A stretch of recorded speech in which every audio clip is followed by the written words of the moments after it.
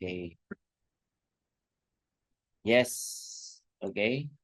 Non-act di Hong Kong. Wes.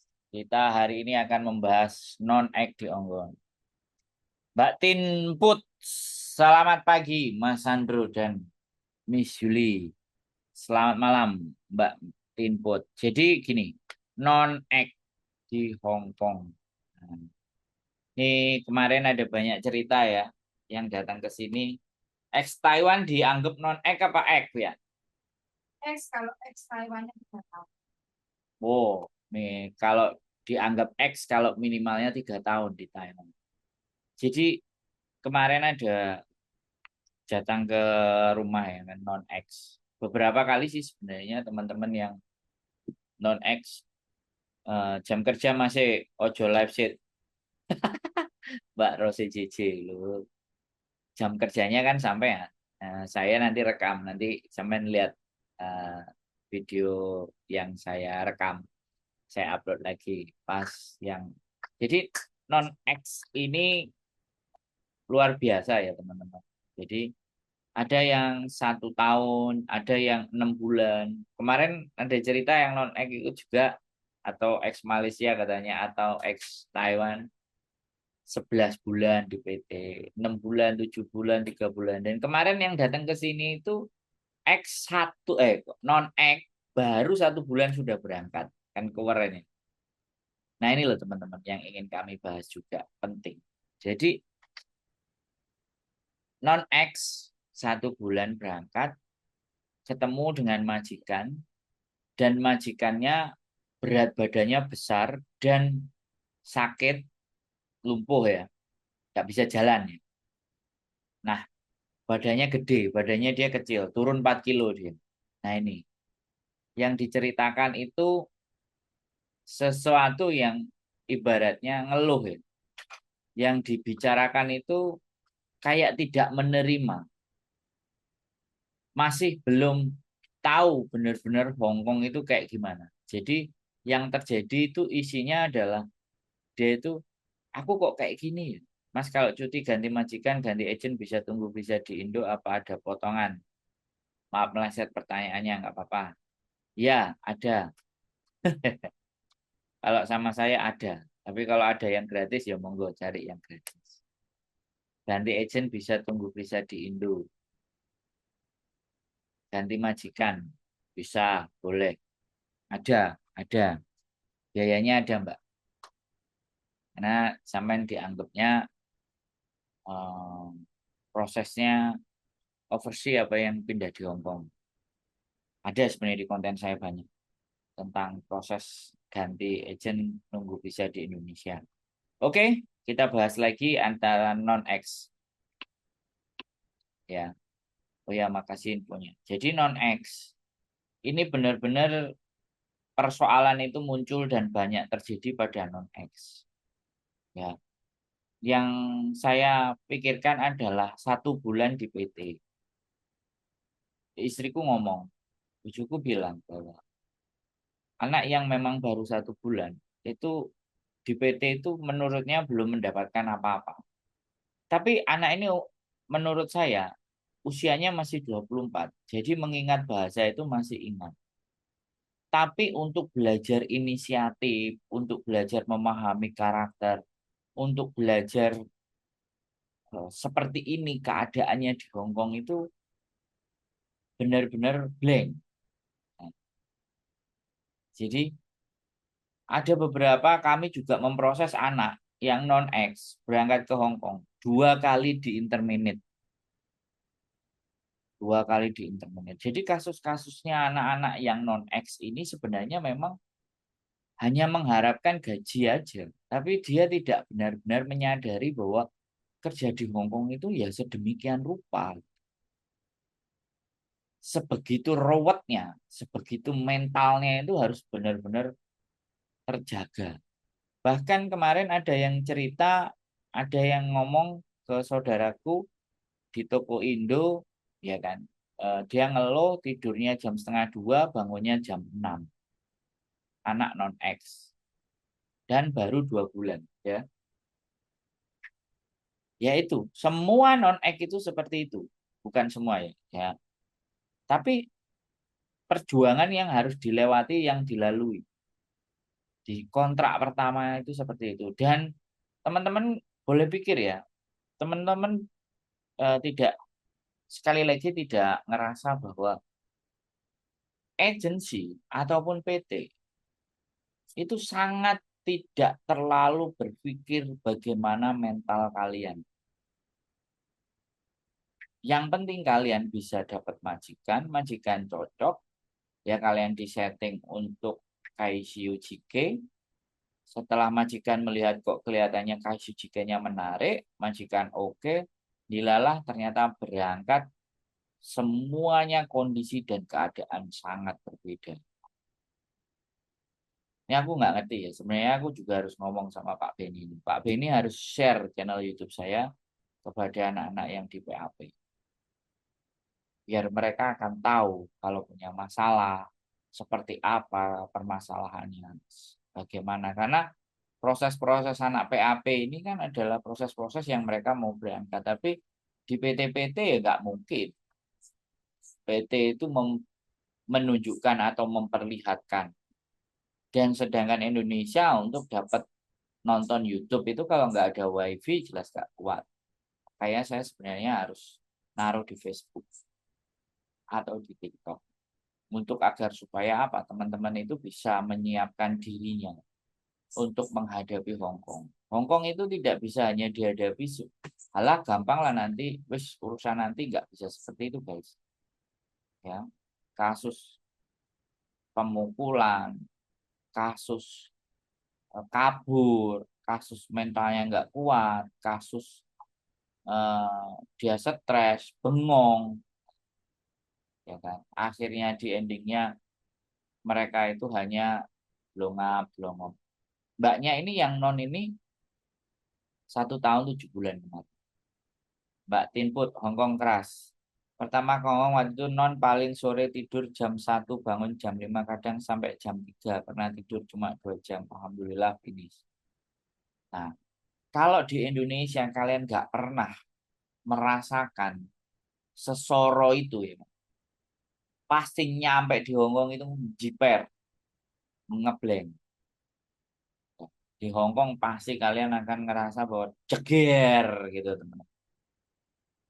Ya di Hongkong akan merasa bahwa waduh kok koyok ngene ya. 10 juta men gaji, 10 juta itu baru gaji, 10 juta gaji. Di Indonesia untuk lulusan SD, lulusan SMP mendapat gaji 10 juta itu aku kok belum pernah dengar, kecuali dia punya usaha. Dia punya usaha dan dia merintis usahanya 6 tahun, 7 tahun, 8 tahun. Yang malah saya dengar itu anak-anak lulusan S1 terus jualan di pinggir jalan, omsetnya baik, omsetnya bagus. Nah, itu yang saya dengar. Tapi kalau ya saya tidak mendiskreditkan ya lulusan pendidikan kalian, bukan. Tapi saya menganggap Hongkong ini benar-benar memberikan kesempatan ya, memberikan kesempatan dan potensi peluang untuk perbaikan kehidupan kita. Nah, tinggal bagaimana kita. Nah, ketemu di Hong Kong, ketemu dengan majikan, ketemu suara yang keras, ketemu perintah-perintah pakai tunjuk tangan. Ini kalau kita benar-benar di PT itu diperlakukan damai, aman, dan sentosa, maka begitu nyampe di Hong Kong, ceger. Yang kasus juga pernah dengar adalah 5 anak kabur dari PT, dari Malang. Nah, mungkin terlalu keras ya. Tapi ada juga PT yang ngajarinya begitu keras ya. Suruh kerja di kafe, ladeni pelanggan, terus pabrik cincau. Waduh, keren juga. Ada juga. Ya kan? Saya belum menemukan sang korban buktinya untuk bercerita. Tapi ya saya bilang, dulu pernah ada yang telepon, tapi nggak saya detail kan. Aku bilang, fotoin, rekamin apapun yang kalian lakukan, apapun yang diperintahkan kemudian di PT, laporkan ke BP2MI kalau memang pengajaran-pengajaran apapun yang ada di PT itu sangat bertolak belakang dengan apa yang kalian lakukan. Ya kan? Jadi saya nggak pernah ya tahu bagaimana keadaan di PT untuk hari ini. Trainingnya teman-teman itu bagaimana? Saya pernah ada di LPK waktu itu dekat rumah saya Jombang. Saya tanyain kontrak itu nggak ada yang tahu, nggak ada yang ngerti, dan nggak pernah ngelihat bentuk kontrak. Ini kan ironis itu. Kalian mau berangkat ke Hong Kong, tapi kalian tidak mengerti kontrak di Hong Kong. Bahkan kontrak juga kalian pegang, tapi juga nggak tahu isinya. Bab 1 sampai bab sekian. Yang ada cuman dilipat dalam paspor, ya dijebret, wis, sama visa. Tapi tidak pernah dibaca, tidak pernah dipahami, tidak pernah dimengerti. Dulu aku ke Hong Kong umur 20 ngomong belum bisa, tidur jam 2, jam 3 karena ngasuh bayi yang baru. Lahir alhamdulillah 6 tahun finish kontrak pertama. Bila 3 kontrak. Butuh apa piye, Mbak? Butuh apa karep, Mbak? Apa kebentel?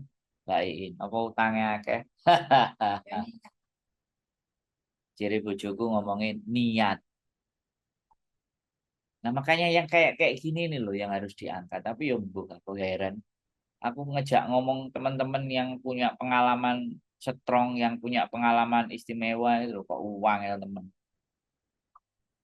Itu aja sih. Ya nggak apa-apa sih. Saya nggak pernah maksa sih. Saya tetap ngomong aja. Mungkin dari komen-komen kalian akan dibaca dan dilihat. Jadi menebarkan informasi positif, menyebarkan motivasi, menyebarkan positif vibes. Itu sangat sangat tidak semua orang mampu dan bisa melakukan. Wow. Tapi kalau nge-share barang-barang sing elek, wah, sopo ae iso.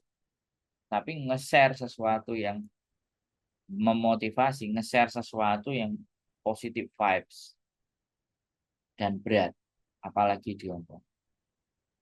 Oh, karena ingin pisah dengan suami, males dengan suaminya. Lah, lampu kok biyen didadekno bojone. Mbak Iin bingung. Jadi kayak gitu. Nah, sekarang bisa leluasa, bisa komen, bisa nonton live saya. Loh.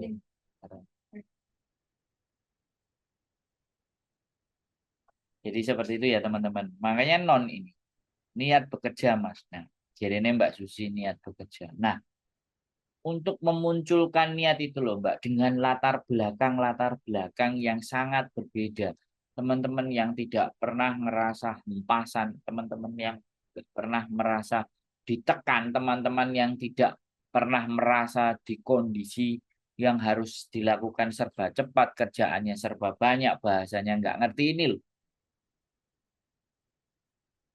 Mbak Yuli mana Mas Andro? Nah, itu dia di belakang.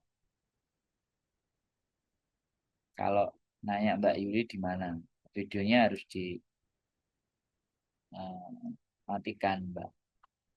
Nah, itu dia di belakang. No, itu dia kelihatan. Sarapan roti dari pesek.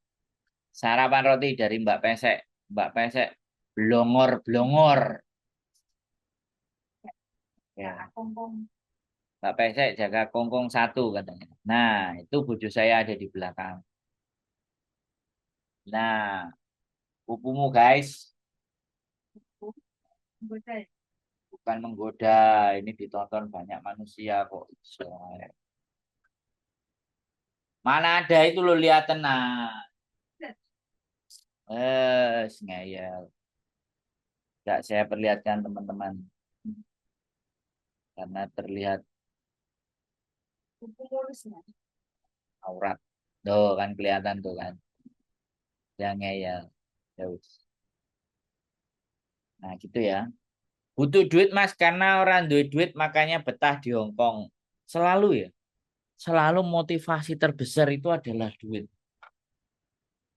Duit itu ternyata berdampak yang luar biasa. Sebegitu pentingnya uang buat teman-teman untuk bisa memperbaiki kualitas hidupnya ya. Ngeri. Ya Bu ya, penting duit ya. Sangat penting ya.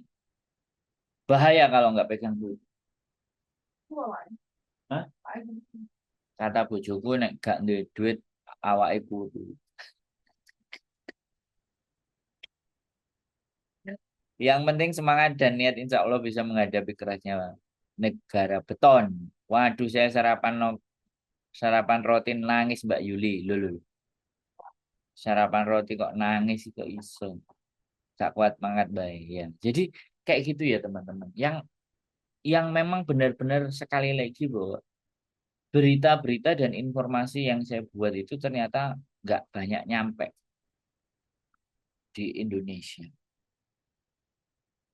Jadi hampir kalau anak yang baru berangkat taruhlah sehari ada 30, 40 ataupun 60. Itu sangat tidak menonton konten saya. Yang nonton satu dua. Nontonnya setelah nyampe di Hong Kong kemudian paketannya sudah dibeli. Baru mulai. Itu pun kalau masih awal-awal kan dia harus adaptasi majikan. Yang datang kemarin ya anak non itu juga habis nonton konten. Terus saya tanya waktu di Indonesia nggak tahu sama sekali nggak tahu. Nah di sini nih. Mbak Nino Rafiq nyimak sambil sarapan endok karo ngombe kopi. Sehat-sehat semuanya. Luar. Saya harus nasi Mas Andro kalau roti tidak suka. Podo sama bojoku Mbak, mangannya segoi karena ada yang ngasih roti aja.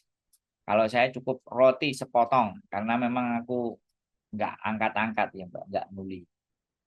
Jadi sekali lagi ya teman-teman, saya berpikir bahwa apa yang menyebabkan persoalan dan apa yang menyebabkan permasalahan teman-teman yang ada di Hongkong. Karena video konten kita itu tidak sampai ke mereka di saat mereka belum bertempur ke Hongkong. Ini yang menjadi pemikiran saya. Ini yang harus saya lebih lagi untuk nge-share ke Facebook supaya bisa dinikmati di Indonesia, supaya bisa dipahami di Indonesia, bikin thumbnail. Jadi mereka sudah punya bekal, mereka sudah bisa ngelihat. Ya ini bukan perjuangan yang gampang ya teman-teman. Ya kan harus ngonten, ya kan? Rela untuk tidak bekerja selain ngonten, untuk membuat teman-teman bisa ngerti dan memahami bagaimana tata aturan di Hong Kong, bagaimana memahami dan mengerti bagaimana setelah di Hong Kong, masalah-masalah apa yang timbul di Hong Kong. Walaupun seringkali dijelaskan di PAP, seringkali dijelaskan di welcoming program oleh KJRI, tapi masih aja di tengah-tengah selalu akan banyak persoalan dan permasalahan karena memang fokusnya ke uang. Fokusnya hanya uang. Bagaimana uang itu datang itu aja. Orang Indo yang dilihat yang nggak berguna. Coba kalau lihat kontennya Kak Sandro dia akan mengerti. Mbak Iin luar biasa. Mbak Iin sudah terlalu sering melihat konten saya. Jadi seperti itu ya. Sekali nggak apa-apa ya itu bagian dari perjuangan. Itu bagian dari keistiqomahan. Kita harus istiqomah. Sebenarnya memang harus harus change. Judulnya tips agar sukses kerja di Hong Kong. Bos, ya nanti kita ceritain Mbak Susi. Jangan Mbak Susi aja yang badannya nggak gemuk. Berapa tahun dimajikan? 22 tahun jadinya. Benar nggak Mbak Susi? 22 tahun. Terkadang aku share ke Indonesia kontennya Kak Sandro ini apa malah tanya. Maksudnya gimana Mbak? Malah tanya gimana? Saya terima kasih Mbak I. Sampai sudah banyak menebar positif vibes. Jadi aura segi positifnya sampean sampean sharekan ke teman-teman. Jadi ini perjuangan sekali lagi dan perjuangan ini menurut saya bukan hal yang ringan, bukan hal yang besar. Dengan penonton yang tidak terlalu besar. Tapi saya meyakini satu persatu orang yang nonton akan mendapatkan nilai. Itu yang saya yakini. Karena ya memang apa ya? Menebar positif vibes itu nggak semua orang mampu dan bisa. Kalau ataupun orang bisa dan mampu itu belum tentu mau melakukan. Positivity itu apa ya? Eh, hal yang berat dilakukan. Salam dari Taiwan, Mbak Nazila titik mantap. Sampai Taiwan ya nonton. Ya, mudah-mudahan bisa menjangkau. Cosan Mas, salam dari Songsoy, Kecamatan Songsoy. Betul Mas, 11 kontrak. Mbak Susili 22 tahun 11 kontrak. Ngeri. Dan akhirnya jadi dada ya Mas. Baru gabung Mas, bahas masalah apa? Bahas masalah non-X. Bagaimana teman-teman yang non-X. Jadi kadang-kadang saya itu menyampaikan informasi ini kepada teman-teman, membuat konten di teman-teman. Sedangkan penonton saya itu teman-teman yang sudah lama di Hong Kong. Yang sudah bisa menaklukkan di Hong Kong ini loh. Kadang-kadang. Saya itu terus mikir ya kan. Oh, menyajikan apa lagi konten ini. Terus setiap hari itu saya berpikir apa yang harus saya sampaikan. Bahkan ngomong sama Gedabul ini kan saya selalu mencari konten-konten dari Indonesia mengenai digital asset, mengenai eh, karya digital, bagaimana menjual aset-aset digital. Bahasanya keren, aset digital, padahal konten. Isinya semuanya hanya konten. Ya kan? Jadi ada yang menjual fotonya di digital, ada yang menjual kursus, jadi kursus menyampaikan tips-tips dan trik. Dan tips-triksnya itu banyak sekali, ada tips cara kurus, ada tips-tips dan cara bagaimana bisa kuliah di luar negeri, ada tips-tipsnya, kemudian ada yang menjual apa namanya, bagaimana kita bisa jualan dengan untung di 10 juta pertama. Nah, kayak kayak gitu kan mereka itu membuat sebuah konten, membuat sebuah video, resep detail dan itu dijual. Ngeri loh ya. Sudah sudah di level di sana. Gitu. Sudah di level bagaimana sebuah konten itu tidak hanya menghasilkan uang yang dari AdSense ataupun Meta, tapi sudah menghasilkan uang dari orang yang mau nonton itu dengan membeli. Ada Mas, ada temanku sama-sama di Singapura masuk Hongkong baru 1 minggu udah ngeluh sampai sakit. Ya, selamat pagi, nyimak Mas Andro, Mbak Tri Salsa. Ya, di Indonesia itu sudah karya-karya digital. Nah, di Hongkong itu yang ada ya, belajar masak, belajar make up, foto di make up sesudah dan sebelum. Tapi tidak how to, tidak divideokan itu make up, tidak divideokan itu cara masak. Padahal justru itu yang mempunyai nilai, dikontenkan gitu. Nah itu loh teman-teman. Ya, oke kita kembali lagi bahas non X yang ada di Hong Kong. Ini ya rata-rata kita bicara non X ini memang kepemahamannya terhadap dunia di Hong Kong, kemengertiannya terhadap apa yang terjadi di Hong Kong itu tidak ada lain selain gajinya 46, 487. Tidak banyak diceritakan bahwa untuk menerima gaji 487 sekian, itu effortnya yang dilakukan itu harus bagaimana. Usaha yang mereka lakukan harus seperti apa. Dan bagaimana bisa sangat beradaptasi untuk mengenali keadaan dan kondisi majikan. Ini penting, teman-teman. Pelajaran ini menurut saya justru menjadi pembelajaran yang harus juga masuk di kurikulumnya PT. Tapi nggak tahu aku PT. Kurikulumnya kayak gini. Yang ngajari anak-anaknya. Butuh ekstra energi. Jadi tidak hanya ada majikan 1 bulan, 2 bulan udah cocok langsung lepas. Nah itu loh. Karena memang iya yo, PT dan agent itu memang ya pingin yang cepet cair guys. Itu juga persoalan. Ya kan? Selama hal-hal ini itu masih menjadi kita nggak banyak menyajikan peristiwa-peristiwa di Hong Kong melalui konten, kita tidak menyebarkan sosial media, maka permasalahan-permasalahan itu akan terus muncul. Mbak Ul cantik sarapan masih, silakan. Jadi justru permasalahan-permasalahan itu muncul karena tidak tersebarnya informasi-informasi yang akurat dan tepat yang dibuat dari Hong Kong.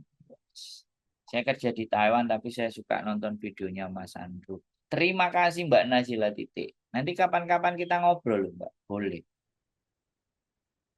Karena ya menurut saya merantau Hong Kong dan Taiwan ya situasi dan keadaannya aja yang berbeda.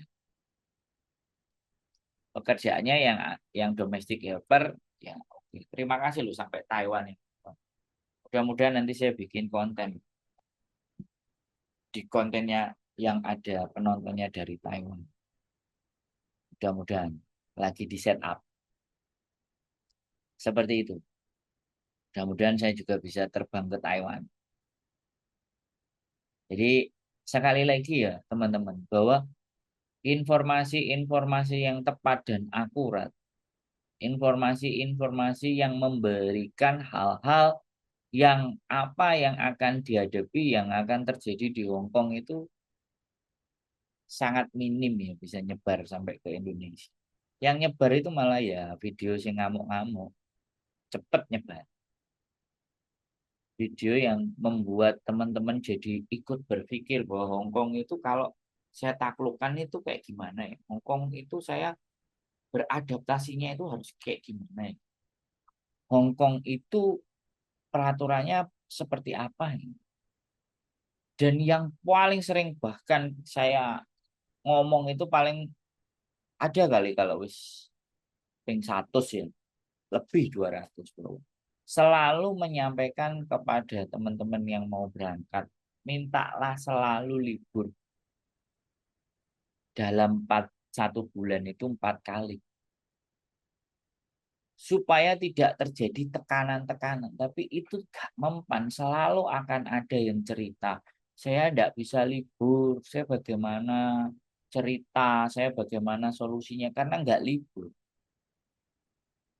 Dan seolah-olah kondisi dan keadaan seperti itu memang disetting gitu, oleh agen-agen pada saat interview untuk majikannya bilang bahwa tolong kamu liburnya sebulan 1 kali. Meslek loh teman-teman. Kita harus kita harus sampaikan bagi non. Kita harus mengemas ya. Kita harus mengemas. Salah satu faktor ya. Oh, mungkin nanti kita bikin TikTok ya. Salah satu faktor depresi, tekanan atau tidak kuatnya kerja di Hong Kong karena merasa ada perjanjian dari Indonesia untuk libur 1 bulan 1 kali. Padahal itu sesuatu yang salah. Katanya kan fasilitasnya. Punya fasilitas. Oh, ada motivasi kalau bujuku ngomong ada motivasi pingin dapatnya banyak. Liburnya nggak usah. Tapi Kan ini kita OPC diganti duit. katanya aku nggak libur nggak apa-apa aja. Penting diganti duit. Nah ini loh mindset ini loh. Kadang job nggak sesuai kontrak, maka jangan berpatokan ke job kontrak. Nah, banyak sekali ya teman-teman. Dan itu mungkin harus disampaikan 1.000 kali. 1.000 konten yang sama. Di sini nonton aku jadi blenger. Dan ini usaha kita semua. Mbak EPL, Endang Puji Lestari. Pagi Mas Andrew. Selamat malam Mbak EPL. Mbak Endang Puji Lestari. Namanya sudah dirubah jadi nama lengkap kayak nama saya. Sandro Egi Arifian. Jadi ya begitu. Katanya bujuku aku ndak libur ndak apa-apa C. Jadi buru, bener-bener memang buru. Itu pun kalau kamu kan orang yang yang sudah tahu karakter majikan.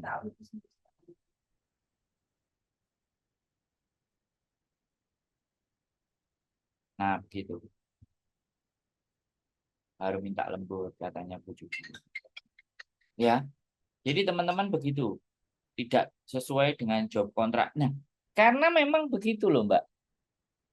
Kontrakku jobnya berat cuci mobil, jaga orang sakit, orang dewasa, 4 belanja, resik-resik, tapi kenyataannya nggak seberat itu. Oh, berarti sampean baik, Mbak. Kok malam, Mas? Ya, soalnya belum mandi. Nek wis mandi jadi pagi. Seger, Mbak EPL. Ya, gimana kuliahnya kemana ujiannya kemarin Mbak EPL? Ujiannya di mana? Semen yang di perpustakaan atau yang di KJRI? Orang-orang kok podo Mbak EPL ujian kok podo dewi-dewi. Siji di KJRI, siji di perpustakaan, siji di emperan. Oh, Kak Melok yang di KJRI kan udah dikasih fasilitas di KJRI, Kak bayar. Aku juga heran senengannya kok buku buan. Kenapa Mbak Endang? Bisa nggak kita podcast ngomongin masalah itu? Wani nggak sampai mahasiswa KB penakut ajak ngonten ranek sing wani ngomong. Mbak Endang Puji Lestari. Sorry itu sih ya Mbak. Kalian mahasiswa PMI yang punya nilai beda tapi diajak ngomong angel ya sudah nggak apa-apa. Kalau aku harus libur karena libur itu penting. Iya, Mas Andro nasihatnya kok saya sama uang boros. Kalau libur malah ora tahun jajan, tapi kalau hari biasa boros. Iya, Mbak Mariam. Jadi gini Mbak Mariam, aman Mas ya kan. Cuman aman-aman tok loh Mbak EPL. Kalian di dalam itu berkonflik. Tapi ya sudahlah. Sampai merasa aman, gas. Sampaikan sama anak-anak teman-teman yang di Astama ya. Wong ganteng sak dunyo ngajak podcast. Kalian semuanya keroyokan boleh. Mbak Endang Puji Lestari, monggo digas. Sandro dikeroyok kabeh siap. Aku gak melu-melu Mas ya. Aku sih Mbak BL.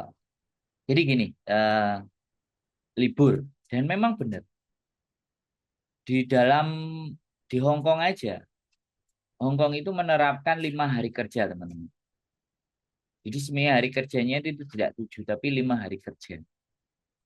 Ya itu kecuali eh, restoran apa semua. Tapi di dalam peraturannya itu kayak kantor apa semuanya itu 5 hari kerja. Jadi aku pernah sekali lagi di Hotel Mandarin. Itu sebenarnya 5 hari kerja. Yang 2 itu diakumulasi. Jadi nanti pas ada momen apa gitu kan. Jadi 2 hari kerjanya itu diakumulasi terus tahu-tahu kalau ngumpul semuanya 1 bulan kita boleh diliburin 1 bulan. Jadi memang 5 hari kerja. Nah kalau restoran itu berarti ada hitungan lemburnya.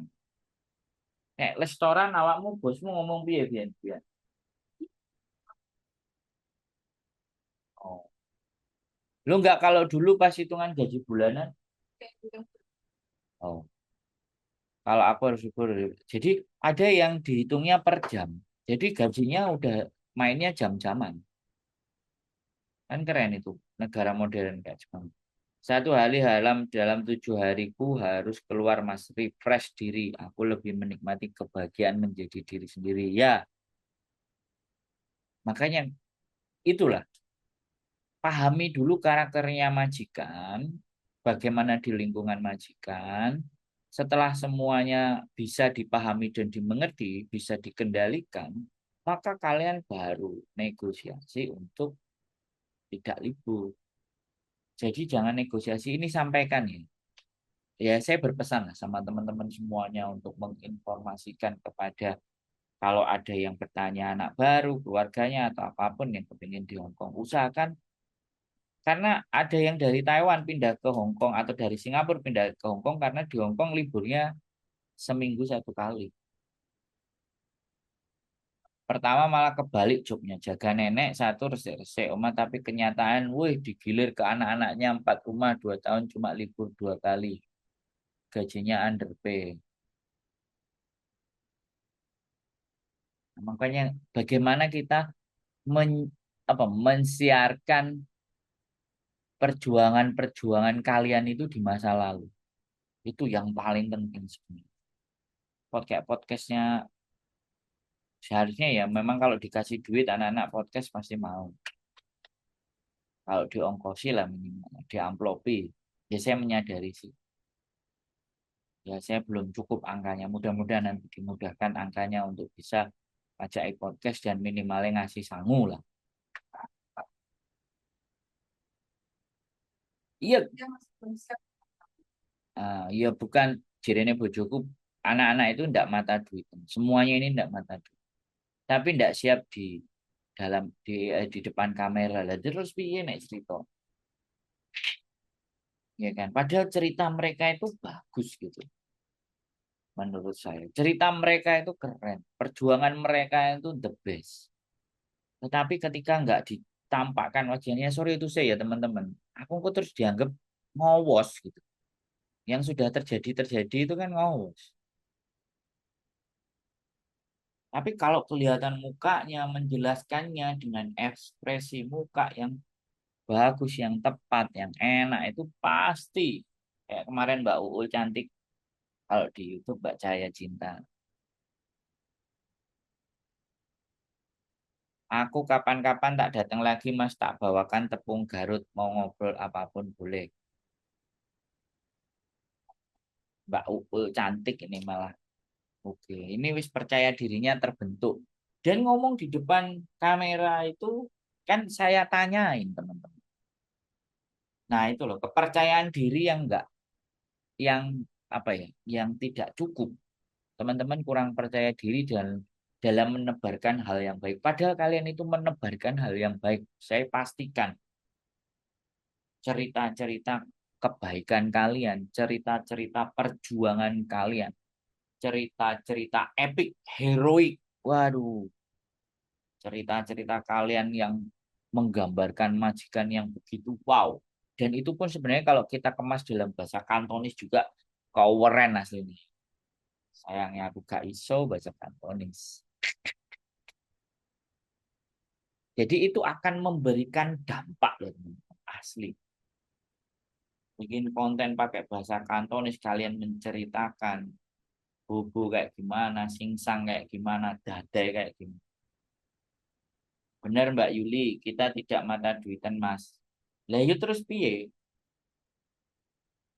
Ya kan? 16 tahun lalu saya kerja 2 rumah gaji 2.000 tanpa libur yowis diterima aja Mbak Nur Hayati. Nah cerita-cerita yang kayak gini loh, kalau orangnya nongol ya kan, orang yang dengan gagah berani menceritakan perjuangannya, wow keren. Cuma orang siap mental podcast gemeter lah kan. Terus piye apa Wian? Ya kan kayak gitu ya teman-teman gitu. Jadi usaha dan effort yang saya lakukan dia itu hanya gampang dipatahkan ala lambe mundur. Tapi kalau saya ngomong kalian mana ada yang akan menyepelekan omongan kalian. Kalian itu pelaku. Mbak Randria menurutku kalau dikasih uang takutnya mereka akan mengarang cerita Mas demi Kak kasih duit. Nah ya, sampean asli lu penontonku pinter-pinter lu sumpah. Penontonku tuh pinter-pinter nih Mbak Ranti Riza ini. Mau nek dikasih duit ceritanya jadi belok-belok.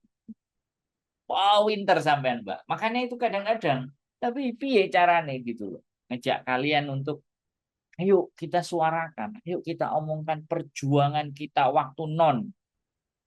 Perjuangan kita menghadapi majikan, gaji underpay dan segalanya itu. Karena mungkin bisa jadi pikirannya, lah itu kan ngenak nawak mundur. Oke lah, kalian yang bikin podcast deh. Kalian yang buat. Ayo tak fasilitasi di sini. Pokok rada angel ngejak. Ngejak hal yang baik itu benar-benar harus effort, usaha yang luar biasa. Di Taiwan libur sebulan sekali itu pun tak pasti bisa liburnya lo Mbak Nazila titik ngeri. Taiwan memang lain ya. Taiwan itu podo karo Singapura ya. Kapan? Saiki. Oke, sadurunge jam 12 siap. Duitnya cepat no. Nah, Mas Andro, aku lagi repot banget. Selamat pagi Mas. Mbak Kopi 88. Gak popo Mbak. Sampean repot ya wis. Wong anjene sampean nyambut gawe. Aku Mas ceritakan pengalaman kerja di Brunei, Malaysia, Singapura sampai Hong Kong. Perbedaan menghadapi sifat dan karakter orangnya. Nah, wah, wajah sampean nongol. Sampean sungsoy, Mbak. Kalau di sungsoy numpak bis di tempatku itu 77K, Mbak. Sampean langsung depan rumahku. Aku mau Mas nanti kalau aku ada waktu cerita tentang pahit manis asin kerja. Sampean sibuk terus kok, Mbak Susi. Sebenarnya aku harus moro ke sana paling ini untuk podcastnya teman-teman, untuk ceritanya teman-teman. Nek aku moro piye? Kuwi nang arek-arek. Loh, jere bojoku lapo sih nunyak-nunyak, ya kan? Ya kayak gitu. Ya piye nek, ya. Jadi seperti itu ya, teman. Tetap semangat membagikan sesuatu hal yang baik dan sisi positif. Oke? Buat teman-teman semuanya, sekali lagi saya mengucapkan terima kasih banyak.